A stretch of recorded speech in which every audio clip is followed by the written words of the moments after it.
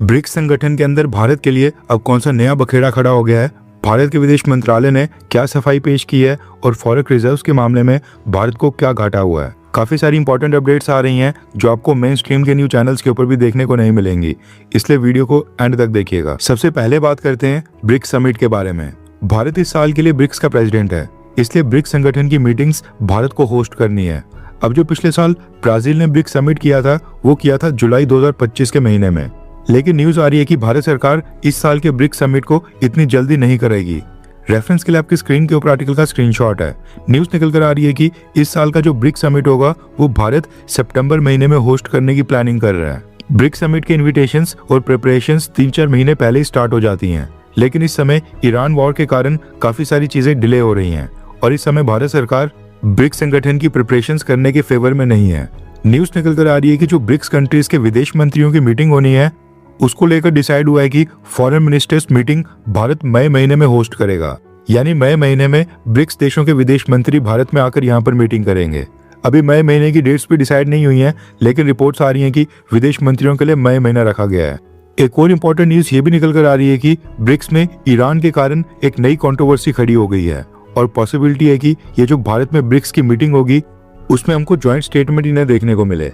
मसला ये है कि ईरान भारत सरकार के ऊपर प्रेशर डाल रहा है कि ब्रिक्स संगठन का प्रेसिडेंट और चेयर होने के नाते भारत सरकार एक स्टेटमेंट इशू करे जिसमें ईरान के ऊपर अमेरिका और इजराइल के हमलों को कंडेम किया जाए, ईरान पर हमलों की आलोचना की जाए। ब्रिक्स में जो 6 नए देश ऐड हुए हैं अब उनके अंदर ईरान भी है।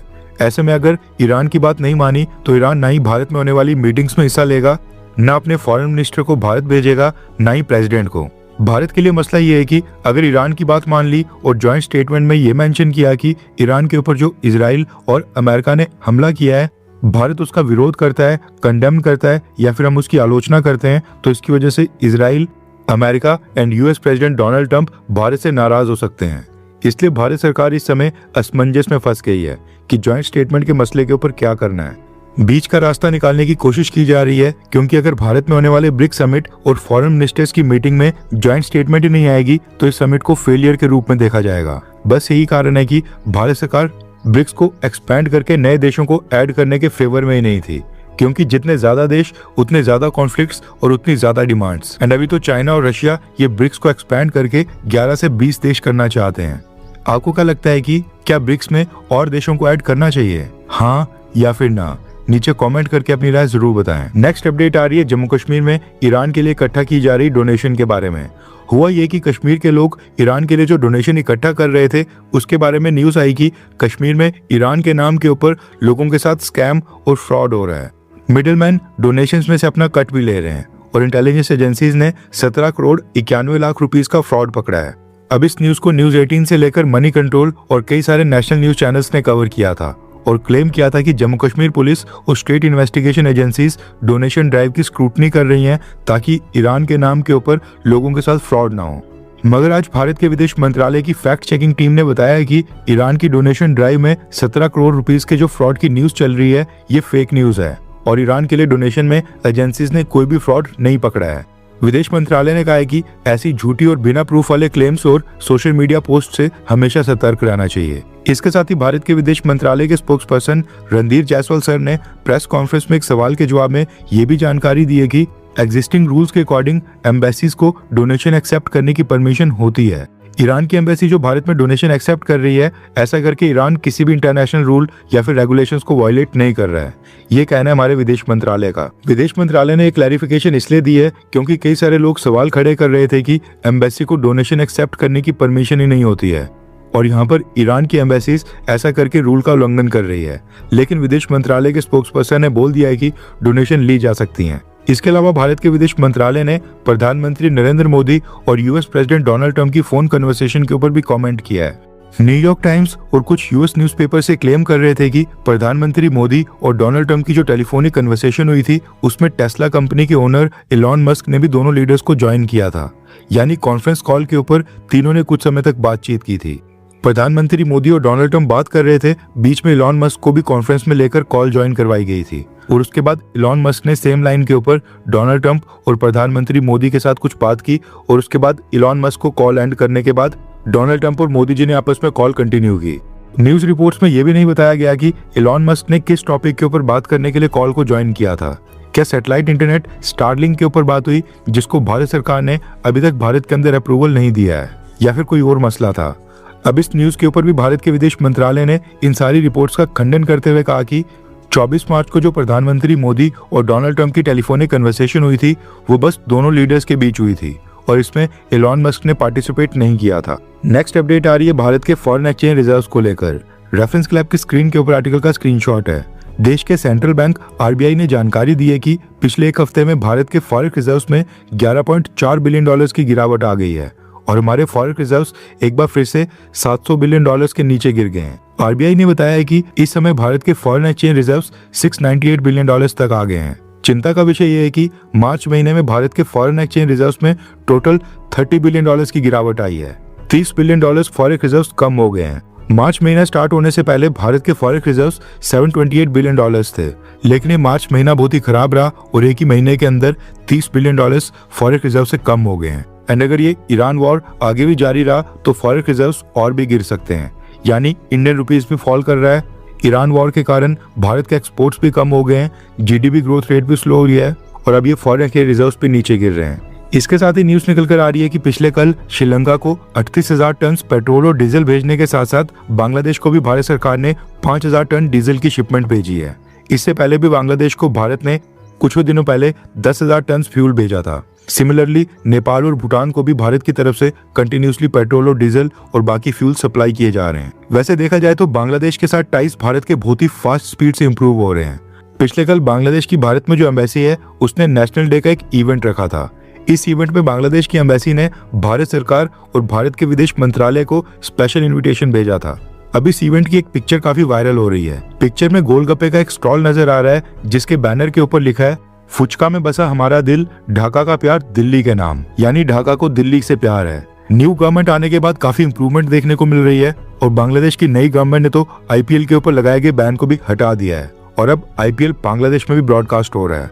इसके साथ ये भी न्यूज निकल कर आ रही है कि बांग्लादेश के फॉरेन मिनिस्टर खलीलुर रहमान अगले महीने अप्रैल के पहले हफ्ते में भारत की यात्रा पर आने वाले हैं। 7 से 8 अप्रैल को बांग्लादेशी विदेश मंत्री खलीलुर रहमान भारत में जयशंकर सर के साथ मीटिंग करेंगे और पॉसिबिलिटी है कि प्रधानमंत्री नरेंद्र मोदी के साथ भी मुलाकात करें।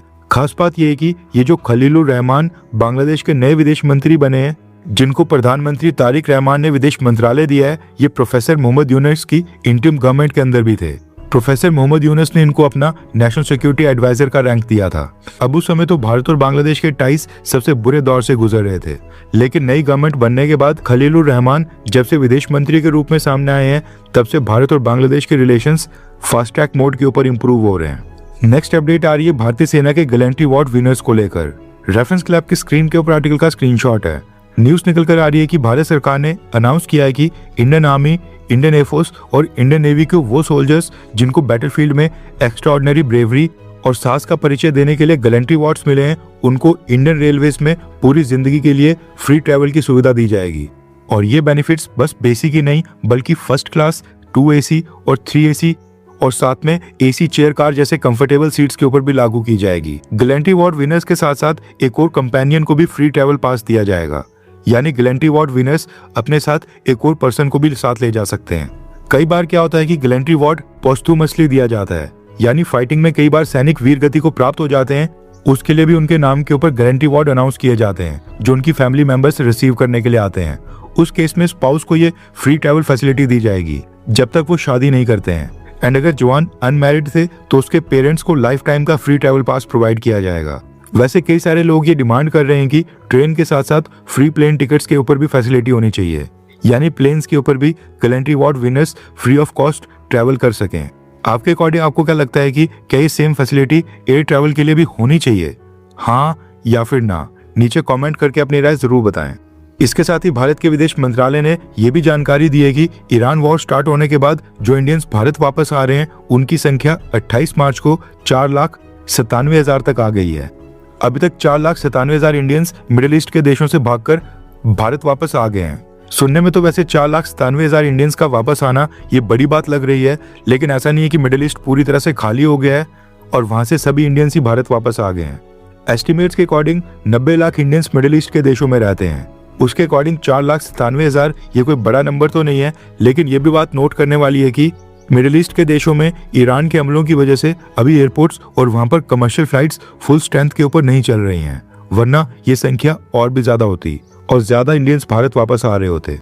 यहाँ तक अगर आपने हमारी वीडियो देख ली है तो इसका मतलब है कि आपको हमारी ये वीडियो काफी अच्छी लगी होगी।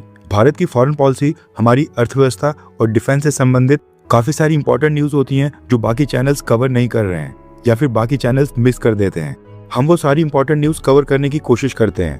प्रॉब्लम ये है कि अब हम चीजों को थोड़ा और प्रोफेशनल लेवल के ऊपर लेना चाहते हैं, टीम को बड़ा करके चैनल के ऊपर अपग्रेड्स करना चाहते हैं ताकि और भी बेटर और प्रोफेशनल वीडियोस आपके लिए हम लाते रहें। हम चाहते हैं कि बेटर रिसर्च करके ग्लोबल थिंक टैंक्स की रिपोर्ट्स, इंटरनेशनल पॉलिसी पेपर्स और ग्लोबल लेवल के ऊपर भारत के लिए कौन सी चुनौतियां आ रही हैं उसको डिटेल में स्टडी करके आप तक और बेटर तरीके से पहुंचाया जाए। इसके लिए हमें रिसर्च, एडिटिंग और कंटेंट क्वालिटी को इम्प्रूव करना होगा और उसके लिए टीम भी एक्सपैंड करनी होगी। ऑनेस्टी के साथ मैं आपको बताना चाहता हूं कि हमारे पास इस चैनल को नेक्स्ट लेवल के ऊपर लेने के लिए जुनून और जज्बा ये दोनों ही हैं। एक दिशा भी है जिसकी तरफ हम आगे बढ़ना चाहते हैं, लेकिन फंड्स की कमी आ रही है। हमें बस आपके सपोर्ट की जरूरत है जो आप हमारे चैनल का मेंबर बनकर हमें दिखा सकते हैं। हमने इंडियन अफेयर्स चैनल के ऊपर मेंबरशिप स्टार्ट कर दी है और मेंबरशिप को ज्वाइन करने का लिंक वीडियो के डिस्क्रिप्शन में दे दिया गया है, जहां से आप बहुत ही आसानी से चैनल को ज्वाइन कर सकते हैं।